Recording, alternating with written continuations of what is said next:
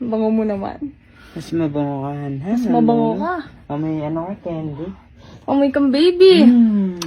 Love you. May tatanong ako sa'yo. Ano yun? Kasi, nung last post ko, marami nagsasabi na ginayuma mo daw ako, suotan mo daw ako ng helmet, hindi daw tayo bagay, kasal daw kasi pera lang habol.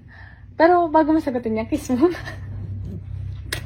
Ano masasabi mo sa mga ganung tao? Masabi sa mga... At wait lang. Meron pa akong idadagdag.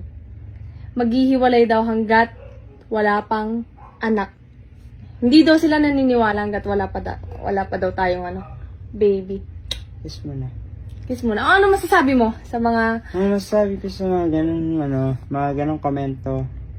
Siguro, yun yung mga taong walang believe sa sarili nila. Kumbaga, wala silang confidence, di ba? So, imbis na sabihin nila... Nagbababa sila ng ibang tao. Imbis na sabihin nila yung ibang tao, atupagin nila yung sarili nila. At meron pa rin nagsasabi na hanggang ngayon na scripted daw tayo. Ano masasabi mo? Ang masasabi ko lang doon sa mga sinasabi nila sa atin, yung masasabi lang, syempre, alam kong pahit ako. Alam kong di ako ganong kagwapuan. Syempre, sino ba naman ako para mag-feeling na pogi, di ba? Pero syempre, binigyan ako ni Lord ng magandang asawa. So, ano na sa akin yun, kumbaga, swerte na ako doon kasi, di ba? Maswerte ako sa'yo. Pahit na nga ako, tapos may asawa pa ako maganda, di ba? Combination, hindi parehas nagwapo at maganda, di ba? Tapos, syempre, hindi ko rin siya, kumbaga, magkapamilya man kami, hindi ko iaasa sa mga magulang ko, kumbaga, kaya ko siyang, buhayin. Panindigan, kaya ko siyang buhayin, hindi ako yung lalaki na Aasa sa iba. Aasa sa iba para lang may mapakain ako sa partner ko. Kung sakaling. Diba? Kung sakaling magka-baby, magkapamilya, di ba? Pag tatrabahoan ko yung ipapakain ko sa kanila. Hindi ako aasa sa mga Ibang magulang tao. ko, di ba? Yun yung, eto yung hindi naiintindihan ng iba, di ba? Na akala nila lahat based sa itsura, base sa pera, di ba? Kasi hindi ka naman nila kilala. Yes. At hindi nila naiintindihan kung ano yung meron tayo. Hindi nila nauunawaan na malalim yung pinagsamahan natin.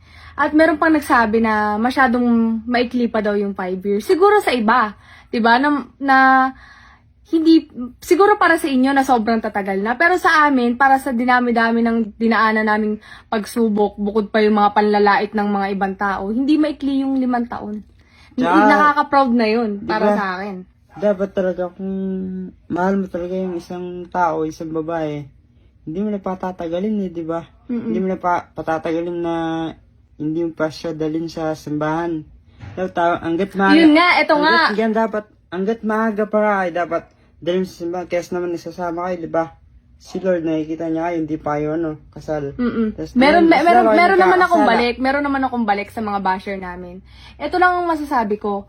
Kayong mga lalaki, madalas mga lalaki pa ang basher ko, ang basher ni Mariano G. Kasi nga siguro, hindi nyo nararanasan yung ganito, no? So, ang masasabi ko lang naman, bakit kayo triggered, di ba? Bakit kayo triggered? Naglalambingan lang naman kami dalawa ni Mariano. Binati lang naman namin yung isa't isa at proud lang kami na nakarating kami sa 5 taon. Kayo ba? Diba? Nakarating ba kayo ng mga jowa nyo sa 5 taon? At kayo bang mga lalaki? Nadala nyo ba ang mga jowa nyo sa altar? Diba? Baka nililive-in nyo lang. Pero hindi pa nadadala sa altar. Diba? Yun yung isa sa pinagmamalaki ko sa asawa ko. Kasi, alam niyo yun, hindi niya lang ako pinanatiling live-in partner, hindi niya lang ako pinanatiling girlfriend niya. Binigyan niya ako ng titulo na maging asawa niya. So sana, kayo, bago kayo mambash, diba, tignan niyo muna mga sarili niyo, diba, kung perfect kayo. Kung hindi naman kayo perfect, shut up na lang, diba? Kasi maging masaya tayo para sa ibang tao, lalo na't hindi naman tayo tinatapakan at wala namang ginagawang masama sa atin. Naglalambingan lang kami, di ba, kung ano-ano ng mga sinabi, nakakadiri daw, hindi bagay, nakakasuya, nakakabwisit, di ba?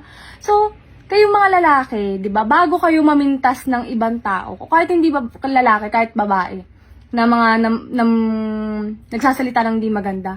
Tumingin muna kayo sa sarili nyo kung perpekto kayo, di ba? Hindi yung parang magsasalita kayo na parang wala kayong kapintasan sa mga sarili ninyo. Hindi maganda yon. Maging masaya lang tayo para sa ibang tao, di ba, Han, no? Mm-mm. Kasi ganun lang tayo eh. Forever and together.